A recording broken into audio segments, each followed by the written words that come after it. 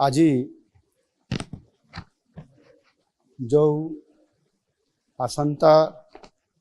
2024-25 आर्थिक वर्ष पर जो पूर्णांग बजेट आसीबो सेथिपाई गोटे प्री बजेट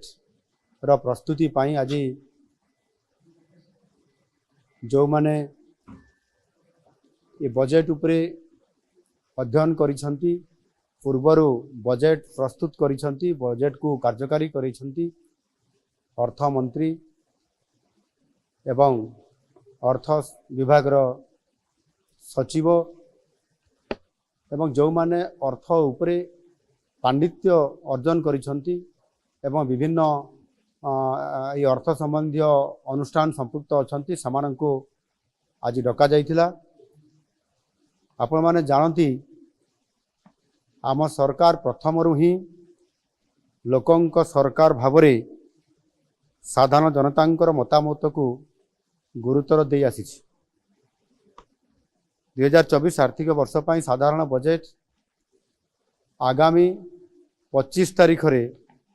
विधानसभा रे उपस्थापित हेबार ये कार्यक्रम अछि।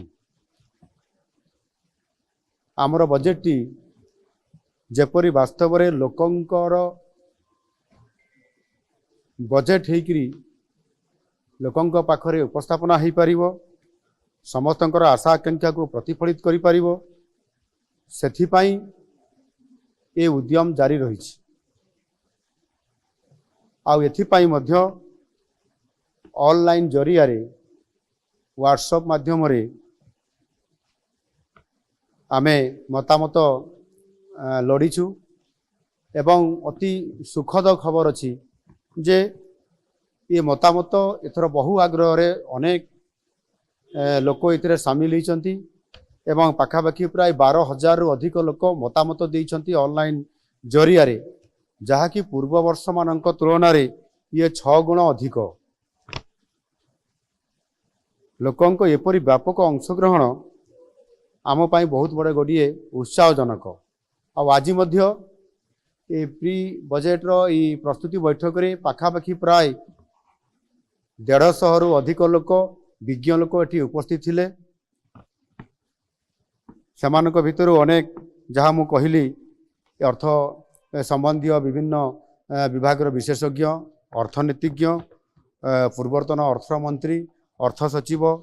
एवं समाजर विभिन्न वर्गर लोक माने अर्थ संबंधी जो माने अनेक ओडिशार भविष्यत कथा चिंता करती से समस्ते विभिन्न मतामत देइछंती।